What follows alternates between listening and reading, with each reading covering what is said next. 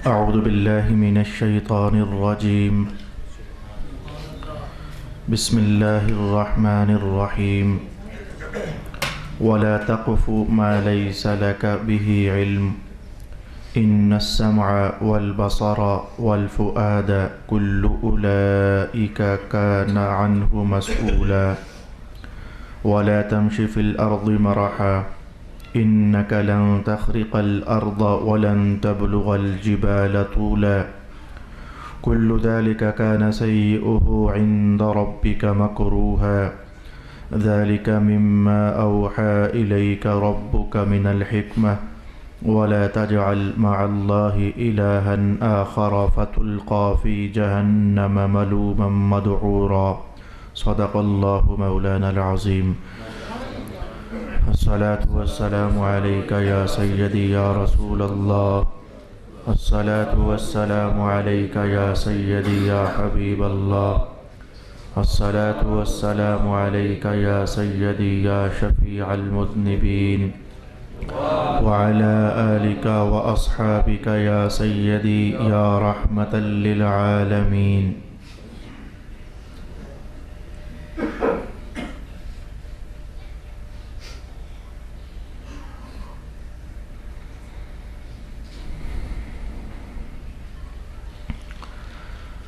اور جس چیز کا تمہیں علم نہیں اس کے پیچھے نہ ہو جاؤ. بے شک کان اور آنکھ اور دل ان سب سے قیامت والے دن سوال کیا جائے گا. اور زمین میں اکڑ اکڑ کر نہ چلو، کیونکہ نہ تو تم زمین کو پھاڑ سکتے ہو اور نہ ہی تم طول میں پہاڑوں تک پہنچ سکتے ہو. ان تمام کاموں کی برائی آپ کے رب کے نزدیک سخت ناپسند ہے. یہ وہ حکیمانہ احکام ہیں جن کی آپ کے رب نے آپ کی طرف وحی فرمائی ہے. اور اے مخاطب، اللہ کے ساتھ دوسرا عبادت کا مستحق نہ بنا، وگرنہ تجھ کو ملامت کر کے پھٹکارا ہوا بنا کر دوزخ میں جھونک دیا جائے گا. صدق اللہ مولانا العظیم. اللہ رب العالمین نے گزشتہ آیات بینات کے اندر ایسے جرائم کا ذکر کیا تھا جو ایک فرد کی حد تک یا دو فردوں کی حد تک یا چند افراد کی حد تک مشتمل ہوتے ہیں. آج کی نشست میں اللہ تعالیٰ نے ایک ایسے جرم کا حوالہ دیا ہے. میرے دوست، آپ سنو گے تو آپ کو محسوس ہوگا کہ یہ جرم ایک فرد کی سطح تک نہیں ہے، ایک محلے کی سطح تک بھی نہیں ہے، ایک قوم کی سطح تک بھی نہیں ہے، بلکہ یہ جرم اتنا وسیع ترین جرم ہے، کہا جائے تو ٹھیک ہوگا تقریباً اس جرم نے پوری قوم کو اپنی لپیٹ میں لیا ہوا ہے. پوری قوم جب میں نے کہا تو قوم کے چھوٹے لوگ بھی، قوم کے بڑے لوگ بھی، قوم کے پبلک بھی، قوم کے افسران بھی، مذہبی پبلک بھی اور مذہبی افسران بھی. مذہبی افسران سے میری مراد محراب نشین، خانقاہ نشین، یہ مذہب کے افسر ہوتے ہیں. یہ سب لوگ آج کی اس معاشرتی برائی میں آپ کو انوالو نظر آئیں گے.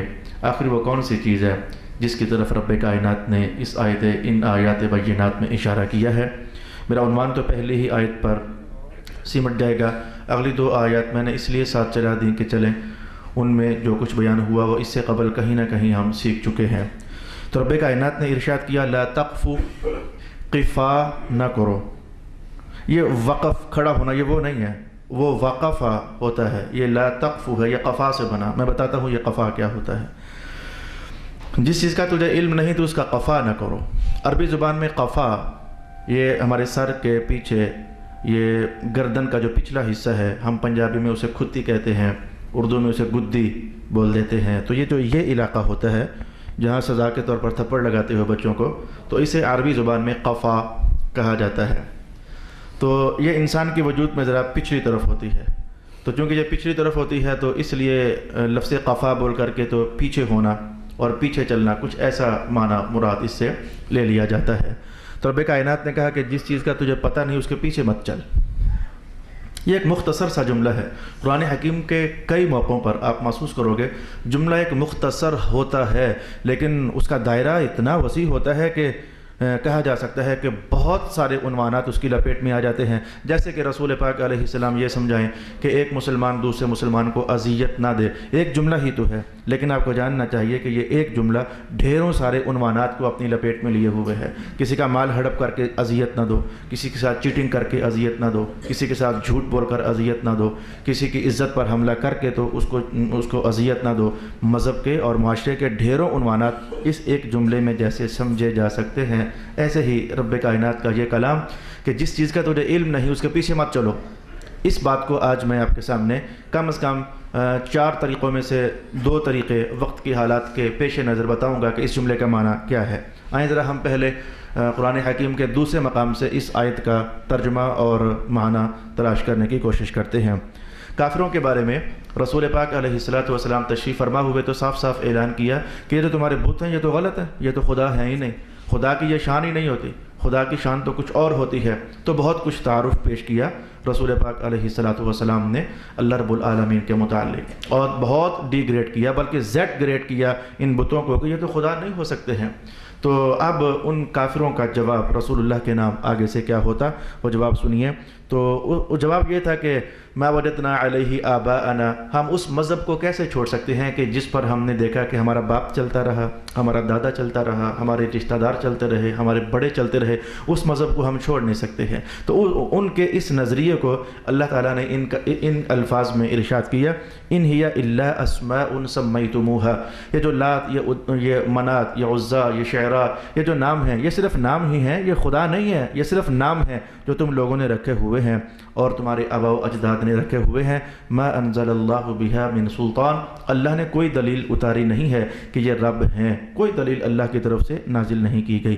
ان یتبعون الا الظن، پھر رخ خطاب رسول اللہ کی طرف ہوا اور فرمایا کہ معبود یہ لوگ صرف ظن کے پیچھے لگے ہوئے ہیں، ان کے دماغ نے ایک فیصلہ کر دیا ہے کہ یہ بھی رب ہے، یہ بھی رب ہے، یہ بھی رب ہے، یہ بھی رب ہے، ان کے دماغ نے ایک فیصلہ کر دیا ہوا ہے، بس اسی فیصلے کے مطابق یہ لگے ہوئے ہیں، یہ ان کا صرف ظن ہے۔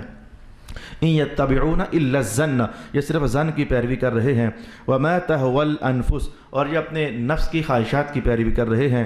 وَلَقَدْ جَاءَهُم مِّن رَّبِّهُمُ الْهُدَىٰ، آپ کی صورت میں ان کے پاس رب کی طرف سے واضح ہدایت آ چکی ہے۔ یہ ایک موقع پر رب کائنات نے ان کے اس نظریے کو ظن کے ساتھ تعبیر کیا، اور پھر ایک اور مقام ہم تلاوت کرتے ہیں، پھر میں آپ کے سامنے آیت کا مفہوم کھولنا چاہوں گا۔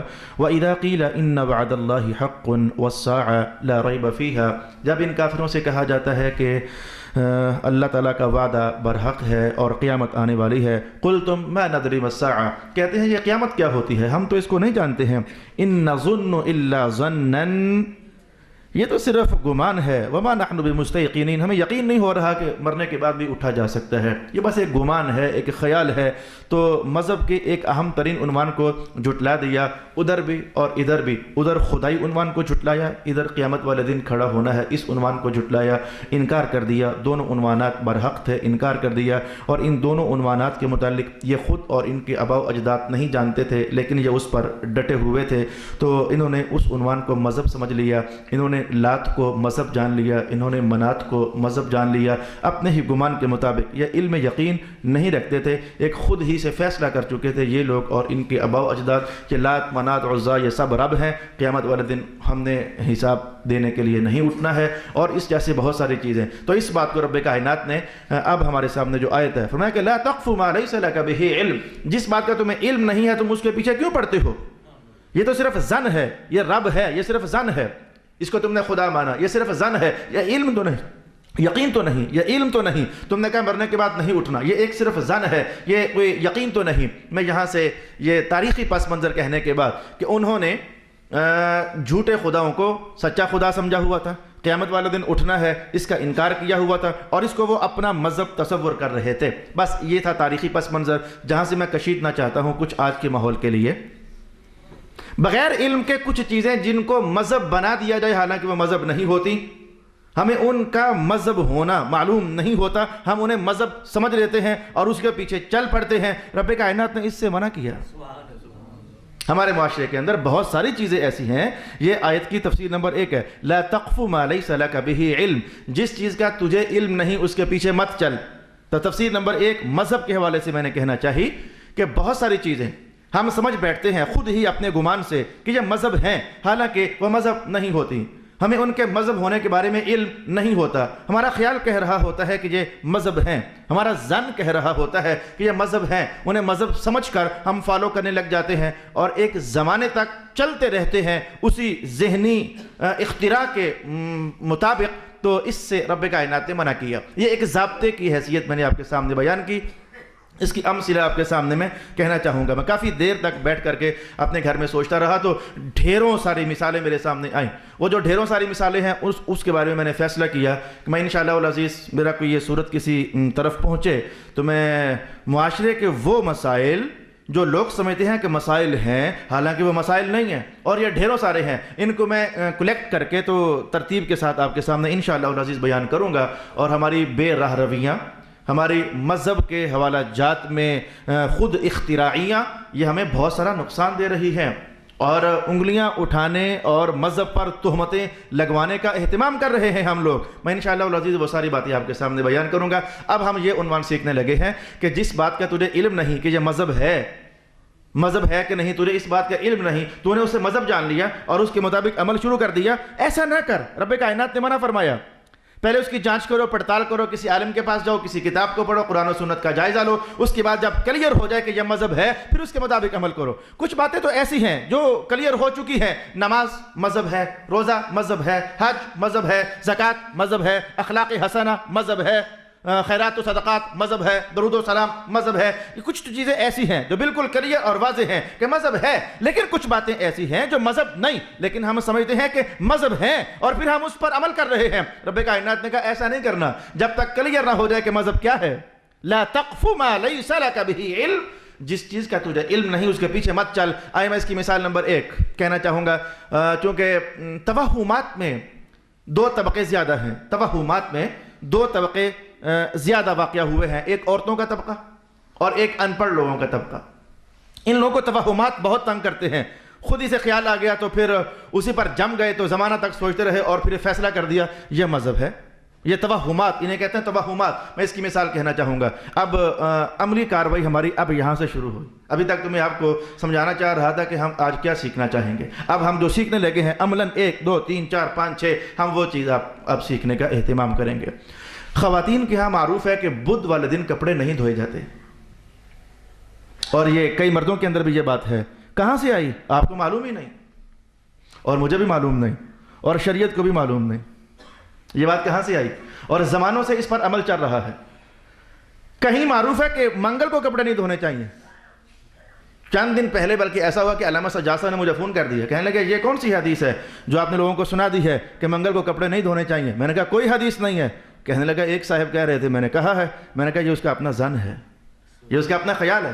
اس نے اپنے خیال کو حدیث کا نام دے دیا اور میسیجز کے ذریعے آج ہم یہ کرتوت نبھا رہے ہیں.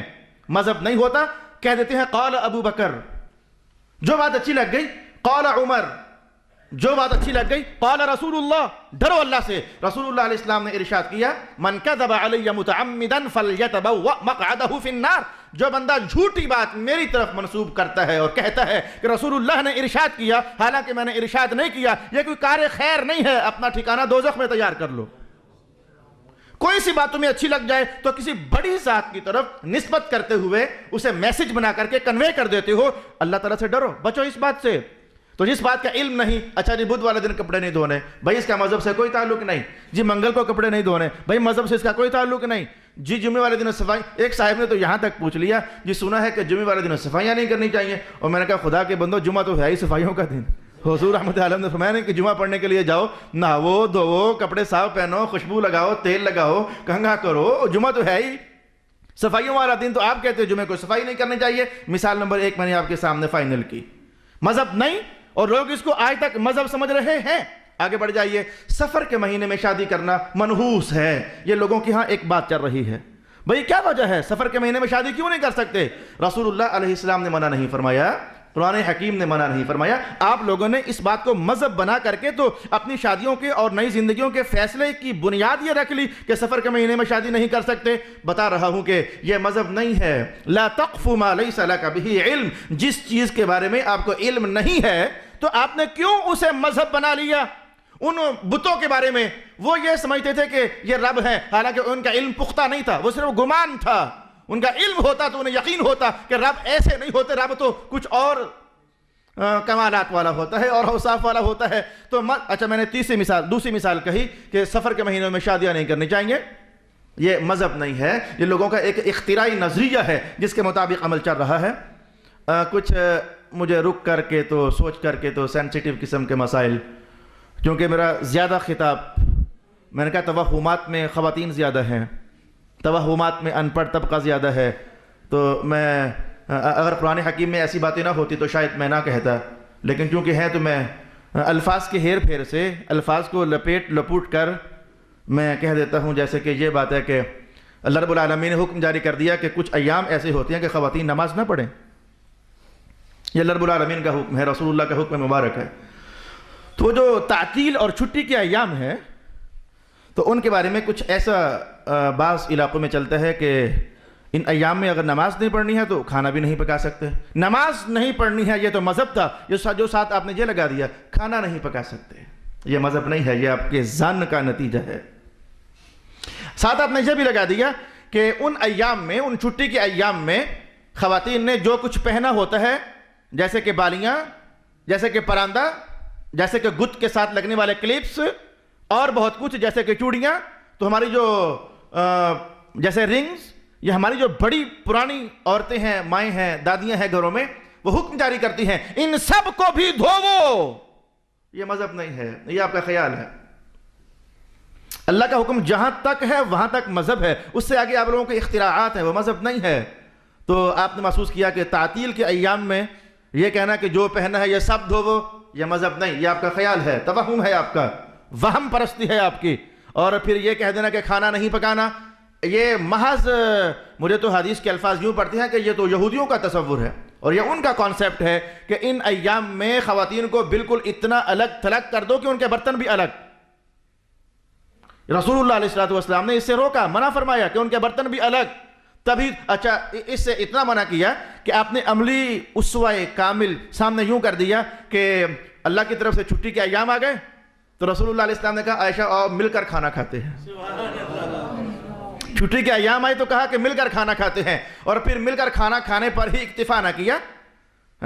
ایک ہڈی تھی، اس پر بوٹی لگی ہوئی تھی، تو حضرت ام المؤمنین نے وہ بوٹی اتاری.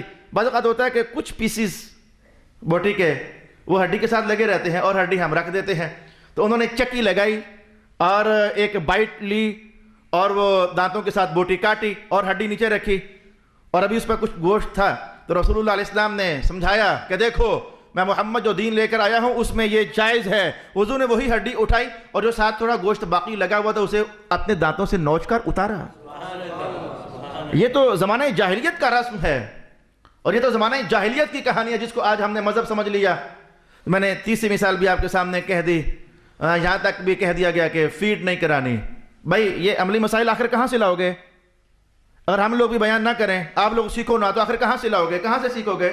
تو پھر انہی توہمات میں چلتے رہو گے. زندگیاں جیسے اب تک گزر گئی آئندہ بھی گزرتی رہیں گی. میں مجبور ہوں، میرے پاس امانت ہے، میں اس لیے بیان کر رہا ہوں. سینسٹیوٹی ہے ان مسائل میں، لیکن فیڈ نہیں کرانی چھٹی کے ایام میں یہ مذہب نہیں ہے، یہ تمہاری اختراع ہے اور یہ خلاف مذہب کو تم نے مذہب جان لیا. میں آگے بڑھ جانا چاہوں گا کہ اللہ رب العالمین جھولیاں بھر دے اور بیٹا نصیب کر دے، بیٹی نصیب فرما دے اور خوشیاں تمہارے آنگن میں اتر آئیں. تو یہ کانسیپٹ کہ طہارت میسر نہیں ہوگی جب تک 40 ایام نہ گزر جائیں، یا پھر 41 یا پھر 42 یا پھر 43 ایام نہ گزر جائیں تو تب تک طہارت میسر نہیں ہوگی، یہ مذہب نہیں ہے. رسول پاک علیہ السلام سے پوچھا گیا، آپ نے ارشاد کیا کہ یہ اللہ تعالیٰ کی شان مختلف لوگوں کے معاملے میں مختلف ہوتی ہے. کہیں طہارت 5 دن کے بعد میسر ہو جاتی ہے، کہیں طہارت 10 دن کے بعد میسر ہو جاتی ہے. اللہ جھولیاں بھر دے اولاد کی نعمت سے. کہیں طہارت 20 دن کے بعد میسر ہو جاتی ہے. میرے حضور نے فرمایا کہ زیادہ زیادہ زیادہ زیادہ سے زیادہ وہ جو چھٹیاں ملیں گی مذہبی حوالہ جات سے، نماز نہیں پڑھنی، جو چھٹیاں ملیں گی اولاد کی نعمت ملنے کے بعد، میرے حضور نے کہا بس 40 کو دن زیادہ سے زیادہ ہو سکتا ہے، اس سے تجاوز نہیں ہو سکتا، البتہ اس سے پہلے چھٹیاں ختم ہو سکتی ہیں۔ اب میں کیسے بولوں، ایسے ہی کہہ سکتا تھا، اور میں نے آپ کو سمجھا دیا کہ یہ چھٹیوں کا عنوان جو ہے یہ 40 اور 42 اور 43 دن، جی 43 یا 40 یا 42 نہیں، 40 تو فائنل حد ہے، اس سے تجاوز نہیں ہو سکتا۔ میں کہہ رہا تھا کہ کچھ باتیں مذہب نہیں ہے، لیکن آپ لوگوں نے انہیں مذہب بنا لیا ہوا ہے۔ میں اس پر کچھ حوالہ جات آپ کے سامنے پیش کر رہا تھا، تو میرا خیال ہے روکتا ہوں، اس عنوان کو روکتا ہوں۔ جب میں نے باقاعدہ یہ نشستیں قائم کرنی جو ہیں تو پھر میں اور بھی تلاشی کر کے تو پھر بہت ساری باتیں آپ کے سامنے بیان کروں گا۔ آئیں ہم قرآن پاک کی اس آیت کا پہلا حصہ اور تفسیر نمبر 1 سمجھنے میں قدر کامیاب ہو گئے۔ رب کائنات نے ارشاد کیا، لا تقف ما لیس لک بہ علم، جو چیز تمہارے علم میں نہیں ہے تو اس کے پیچھے مت چلو، اسے اپنا مذہب مت بنا لو، اور اسے فالو کرنے کے جذبات اپنے وجود میں مت سنوار لو۔ جیسے کہ مردوں کی دنیا میں ایک صاحب کہنے لگے کہ سبز کپڑا استعمال نہیں کرنا چاہیے۔ جی کیا وجہ ہوئی؟ کیونکہ حضور کے گنبد کا رنگ سبز ہے۔ اچھا جی کالا کپڑا استعمال نہیں کرنا چاہیے، کیا وجہ ہوئی؟ جی کیونکہ حضور کے کمبل مبارک کا رنگ کالا تھا۔ یہ اختراعی دلائل ہیں، یہ مذہب سے ان کا کوئی تعلق نہیں ہے۔ میں نے کہا پھر آپ سفید بھی استعمال نہ کریں، حضور کے مبارک دان تو اتنے چٹے سفید تھے کہ پھر کیا کہنا ہے ان کا، پھر کس چیز کو آپ لیس کر دو گے؟ یہ مذہب نہیں ہے، یہ مردوں کی دنیا کی کہانی، جو ان پڑھ مرد ہوتے ہیں، ان پڑھ مرد، اور وہ ادب کے قرینے قائم کرنا چاہتے ہیں، یہ بھی ادب ہے، یہ بھی ادب ہے، یہ بھی ادب ہے، یہ بھی ادب ہے۔ تو جیسے کہ چند دن پہلے ایک صاحب نے مسئلہ پوچھا، حج کر کے واپس آئے تو کہنے لگے کہ میں زمزم کا پانی بیٹھ کر پینے لگا، تو میں کھڑا ہو کر پینے لگا تو کسی صاحب نے منع کر دیا، نہیں جی بیٹھ کر پینا ہے، کیونکہ اس کا ادب کرنا ہے۔ یہ کیونکہ اس کا ادب کرنا ہے، یہ دلیل خود ساختہ ہے، اس کا مذہب سے تعلق نہیں ہے۔ جب رسول اللہ علیہ الصلوۃ والسلام پانی کھڑے ہو کر پی رہے ہیں تو پھر کوئی ہمیں کیسے منع کر سکتا ہے؟ البتہ یوں کہو کہ کھڑے ہو کر پینا بھی جائز ہے کیونکہ حضور نے کھڑے ہو کر پیا، اور بیٹھ کر پینا بھی جائز ہے کیونکہ رسول اللہ نے بیٹھ کر بھی پیا ہے۔ کچھ ایسا کہا جائے تو پھر تو مذہب بنتا ہے، لیکن ایک چیز کا انکار کر دینا جو کہ حضور پاک علیہ الصلوۃ والسلام سے ثابت تھی، یہ آپ نے وہ کام کر دیا، لا تقف ما لیس لک بہ علم۔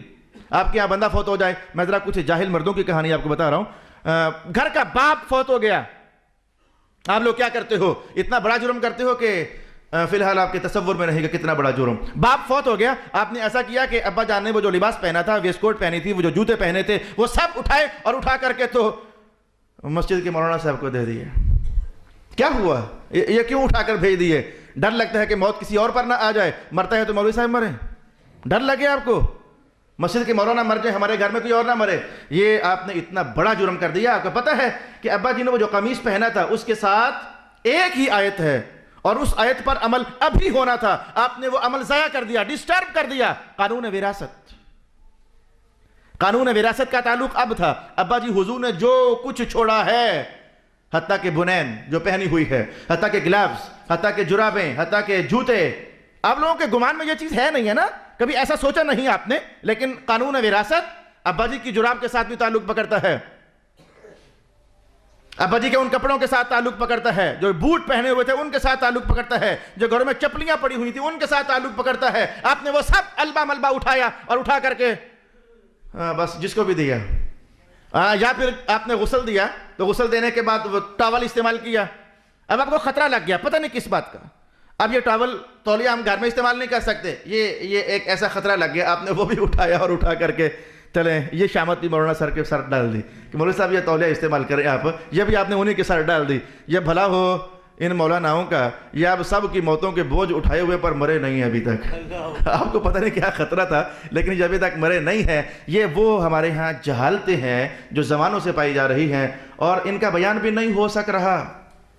محراب اور منبر سے ان کی آواز بھی، میری معلومات چونکہ ایک محدود دائرے تک ہیں تو وہاں تک تو یہ آواز نہ اٹھتے ہوئے میں نے محسوس کی۔ آپ لوگ اردا گرد سے آتے ہو، ممکن ہے کہ میں صحیح کہہ رہا ہوں یا ممکن ہے کہ کہیں یہ آوازیں اٹھ بھی رہی ہوں۔ آئے میں اس نشست میں اس آیت کی دوسری تفسیر بھی سمجھ لوں، جس کے بارے میں نے کہا تھا کہ ایک ایسا جرم جو پوری قوم کو لپیٹ میں لیے ہوئے ہے، وہ بات اب آئی۔ اس میں انشاءاللہ جلدی ہی کہہ دوں گا، مختصر ہے، سمجھنی آسان ہے۔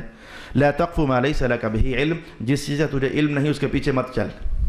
ہمارے ہاں بدگمانی کی وبا بدگمانی کا جرم اس نے علماء کو بھی لپیٹ میں لیا ہوا، فلانا مولوی میرے خلاف بولتا ہے، پیروں کو بھی لپیٹ میں لیا ہوا ہے، وہ میرا دشمن ہے، وہ میرے مرید گھیرتا ہے، افسروں کو بھی اپنی لپیٹ میں لیا ہوا ہے، وہ انویسٹیگیٹرز چھوڑے ہوتے ہیں کہ کون کب کہاں گیا، جو جاسوسی کا نظام ہے وہ انویسٹیگیشن جو کرتے ہیں وہ یہی چیز تو ہے، کون کس کے ساتھ کیا کرتا ہے، کیا بات ہوتی ہے، کہاں گیا، ہلکی ہلکی حرکت پر آنے جانے پر ایک گمان قائم کیا جاتا ہے، یہ ایسا ہوا ہوگا تو پھر ایسا ہوا ہے، یہ لازمی کوئی سازش وغیرہ، اس ٹائم اس کے گھر میں آنے کا مطلب کیا ہوا؟ رشتہ داروں کی دنیا میں اس بدگمانی نے آگ لگا دی، دوستیوں کی دنیا میں اس بدگمانی نے آگ لگا دی، خود ہی ایک خیال کر لیا جاتا ہے آپ کے بھائی کو اللہ تعالیٰ رزق کی فراوانی کر دے تو کل تک وہ غریب تھا، اللہ چاہے تو پل میں اسے امیر کر سکتا ہے، اللہ نے اس کا ہاتھ پکڑ لیا، اسے مالدار بنا دیا، تو آپ گھر بیٹھے سوچ رہے ہو لگتا ہے کہ یہ کوئی جوا شعبہ میں لاٹری نکلی ہوگی، یہ جو آپ نے گمان کر لیا کیوں؟ لگتا ہے کیونکہ بڑا ہاتھ مارا بھائی صاحب نے، پتہ نہیں کیا کیا ہے، میں نے بھائی صاحب کا نام ہی لیا، ورنہ اس کی لپیٹ میں مولوی بھی ہیں، اس کی لپیٹ میں پیر بھی ہیں، اس کی لپیٹ میں افسران بھی ہیں، اس کی لپیٹ میں پبلک بھی ہیں، دوست بھی ہیں، استاد اور شاگرد بھی ہیں، جہاں اللہ رب العالمین نے کہیں کسی کو نواز دیا، ساتھ ہی کوئی نہ کوئی تہمت اڑا دی، اس کے خلاف ایکشن لے لیا، خود ہی سوچا اور خود ہی اس کو اڑا دیا معاشرے کے اندر اور قوم کے اندر۔ رسول اللہ علیہ السلام کی تربیت کو ہزاروں سلام۔ رسول اللہ علیہ السلام نے ارشاد کیا کہ ظن المؤمنین خیرا، جس کے بارے میں تو برا گمان کر رہا ہے تیرا اپنا بھرا ہے، بھائی ہے، اس کے ساتھ اچھا گمان کر۔ ان بعد الظن اسم، یہ جو ایک دوسرے کے بارے میں خود ہی کوئی فیصلہ کر لیتے ہو، بہت سارے یہ گمان ایسے ہوتے ہیں جو اللہ کے دربار میں گناہ ہوتے ہیں۔ اچھا، کچھ بدگمانیاں ایسی ہوتی ہیں جو نظروں سے تعلق رکھتی ہیں، کسی کو ویلے کا ویلے کسی کے ہاں آتا جاتا دیکھا نظر نے تو فیصلہ کر لیا کہ یہ کوئی سازش ہوگی میرے خلاف، تبھی تو یہ اس وقت آ جا رہے ہیں، ورنہ اس ٹائم کبھی پاپی اور آتے نہیں ہوتے۔ میں جان بوجھ کر معاشرے کے اندر رہ رہا ہوں، وہ محراب نشینوں کے ہاں یہ لت بہت زیادہ ہے۔ اچھا، پھر جناب علی کانوں کے حوالے سے کچھ بدزنیاں ایسی ہوتی ہیں، بدگمانیاں جو بندہ کانوں کے حوالے سے وہ فیل کرتا ہے۔ میں کسی سے بات چیت کر رہا ہوں، آپ خود ہی سمجھ رہے ہو کہ یہ میرے ہی متعلق ہے، بھئی آپ کو کس نے کہہ دیا کہ آپ ہی کے متعلق ہے؟ آپ بات چیت کر رہے ہو تو میں خود ہی سوچ لوں کہ لگتا ہے یہ میرے متعلق بات ہو رہی ہے، ورنہ اس طرح کی بات کسی اور کے متعلق، بھئی مجھے کس نے حق دیا کہ میں فیصلہ کر لوں کہ یہ میرے ہی متعلق بات کر رہے ہیں؟ 100 افراد معاشرے کے اندر اور بھی تو ہوتے ہیں، کیا ان کے متعلق بات نہیں کی جا سکتی ہے؟ تو ہم نے کچھ بدگمانیاں کانوں کے ذریعے ہم حاصل کرتے ہیں، کچھ بدگمانیاں زبان کے ذریعے ہم حاصل کرتے ہیں، کچھ بدگمانیاں دل کے ذریعے ہم حاصل کرتے ہیں۔ رب کائنات نے ان تینوں کو شامل حساب کیا اور فرمایا ان السمع والبصر والفؤاد کل اولئک کان عنہ مسئولا، قیامت آنے دو ہم نظر سے بھی پوچھیں گے تو نے یہ فیصلہ کیوں کنوے کیا، ہم کان سے بھی پوچھیں گے کہ تو نے یہ فیصلہ کہاں سے لے لیا بدگمانی والا، ہم دل سے بھی پوچھیں گے تو نے یہ اس خیال کو کیوں جنم دیا جو بدگمانی کے متعلق دوسرے بھائی کے متعلق، کیوں تو نے اس فیصلے کو جنم دیا؟ تو کانوں سے بھی سوال ہوگا، دل سے بھی سوال ہوگا اور آنکھوں سے بھی سوال ہوگا، بلکہ یہ سوال کا عنوان بھی بڑا واضح ہے۔ اگر تو اس جملے کو ماقبل کے ساتھ جوڑ کر سمجھیں تو جو عنوان چل رہا تھا تو عنوان وہی نکلا، بدگمانیاں مت کرو، ورنہ زبان سے بھی پوچھا جائے گا، کان سے پوچھا جائے گا، نظر سے پوچھا جائے گا، دل سے پوچھا جائے گا۔ اور اگر امام اعظم ابو حنیفہ فرماتے ہیں کہ پہلے جملے کو جدا کر دو اور اگلے جملے کو جدا کر دو، اب عنوان تبدیل ہو گیا، وہ بات ختم ہو گئی، عنوان تبدیل ہو گیا، یہ بدگمانیاں مت کرو، عنوان ختم۔ اس کے بعد رب کائنات نے کہا کہ یہ جو تمہاری آنکھ ہے یہ سارا دن بڑے کرتوت کرتی ہے، تمہارا دل ہے سارا دن بڑا گندا سوچتا ہے، تمہارے کان وہ سنتے رہتے ہیں جس سے اللہ نے روکا ہے، تو ذرا قیامت آنے دو، یہ جو آنکھوں نے گناہ کیے ہیں ان کا بھی حساب ہوگا، کوئی سا بھی گناہ ان کا حساب ہوگا، کانوں نے جو گناہ کیے ہیں ان کا حساب ہوگا اور دلوں نے جو گناہ کیے ہیں ان کا حساب ہوگا۔ اور سورہ یاسین کے الفاظ تو یہاں تک یوم تشہد علیہم السنتہم وایدیہم وارجلہم بما کانوا یعملون، یہ جو گناہوں کی دنیا ہے اس میں صرف آنکھ ہی انوالو نہیں ہوتی، زبان سے بھی گناہ ہوتے ہیں، آنکھ سے بھی گناہ ہوتے ہیں، کان سے بھی گناہ ہوتے ہیں، ہاتھوں سے بھی گناہ ہوتے ہیں، پاؤں سے بھی گناہ ہوتے ہیں۔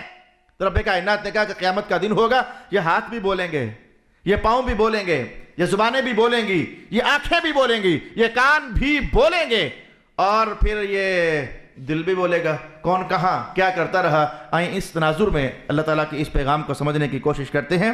ارشاد ہوا کہ وَلَا تَقْفُ مَا لَيْسَ لَكَ بِهِ عِلْمٍ إِنَّ السَّمْعَ وَالْبَصَرَ وَالْفُؤَادَ كُلُّ أُولَئِكَ كَانَ عَنْهُ مَسْئُولًا۔ اگلی آیات ہماری باقی ہیں، اس پر میں کلام ابھی شروع نہیں کر پاؤں گا، اگلی نشست ہی میں ان پر باتیں ہم سماعت کریں گے۔ اتنا سو خیال پیدا ہوتا ہے نرم درجے میں کہ زبان کا بولنا تو سمجھ آتا ہے یہ بہت بولتی ہے، لیکن یہ ہے کہ کان بولے نہیں ہے لیکن قرآن کہتا ہے بولیں گے، آنکھ کبھی بولی نہیں ہے لیکن قرآن کہتا ہے کہ یہ بھی بولے گی، دل کبھی بولا نہیں ہے لیکن قرآن کہتا ہے بولے گا، ہاتھ کبھی بولے نہیں قرآن کہتا ہے بولے گا، اور پاؤں کبھی بولے نہیں لیکن قرآن کہتا ہے کہ یہ بھی بولیں گے۔ قیامت کا جو دن ہے اس دن کی زندگی اور احوال اس دن کی زندگی اور احوال سے بالکل الگ اور جدا گانا ہے، بالکل الگ اور جدا گانا اور سمجھنا آنے والے۔ آپ کو پتہ ہے کہ ہزاروں باتوں کا فرق ہے۔ ادھر ہم کپڑے پہنے ہوئے ہیں، قیامت والے دن کپڑے نہیں پہنے ہوں گے۔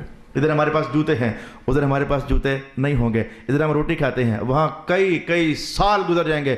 قیامت کے دن میں 50,000 سال کا ایک دن ہے، لیکن ہم ایک لقمہ روٹی کا نہیں کھا سکیں گے۔ الغرض قیامت کے احوال بالکل الگ تھلگ ہیں۔ وہاں وہ کچھ بھی ہونے والا ہے جو آج تک نہیں ہوا تھا۔ کیا سورج پلٹ نہ گیا؟ کیا چاند ٹوٹے ٹوٹے نہ ہو گیا؟ کیا ستارے جھڑ نہ گئے؟ کیا آسمان پاش پاش نہ ہو گیا؟ کیا زمین عدل بدل نہ ہو گئی؟ تو قیامت کو وہ سب ہونا ہے جو آج تک نہ ہوا۔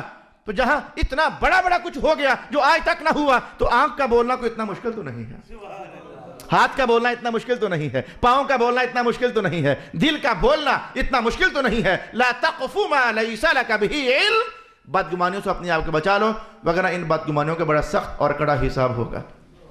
قرآن حکیم نے تو ان بدگمانیوں کی دنیا میں ایک بدگمانی ایسی بھی ہے جس پر 80 کوڑے لگانے کا حکم ارشاد کر دیا۔ ایک خاص قسم کی بدگمانی ایسی ہے جو بیان بن کر اظہار کے دائروں میں آ جائے، تو وہاں تو رب کائنات نے 80 کوڑے لگانے کا حکم ارشاد کر دیا، اور 18ویں سپارے میں سورہ نور کے اندر باقاعدہ وہ آیات اتار دی گئیں۔ تفسیر کے 2 پہلو 4 میں سے میں نے آپ کے لیے بیان کر دی ہے۔ جس شے کا علم نہیں اس کے پیچھے مت پڑو، یعنی جو چیزیں مذہب نہیں خود ہی سے مذہب سمجھ کر ان کے پیچھے مت لگ جاؤ، عنوان نمبر 1 یہ تھا۔ اور جو چیزیں تم نہیں جانتے ان کے پیچھے مت پڑو، یعنی جو بدگمانیاں ہیں تمہیں علم ہے نہیں ہے، سوچ ہی سوچ میں خیال ہی خیال میں فیصلہ کر کے تو پھر ایکشنز لینے لگ جاتے ہو۔ رب کائنات نے کہا ایسا مت کرو، آج تم ایکشن لے رہے ہو، کل قیامت کو فطرت ایکشن لے گی۔ پھر کان سے سوال، آنکھ سے سوال، دل سے سوال، پاؤں سے سوال، ان سب سے پوچھا جائے گا بتاؤ بغیر علم کے تم کسی اور کے ساتھ ایسا برا رویہ کیوں کرتے رہے؟ صدق اللہ العظیم۔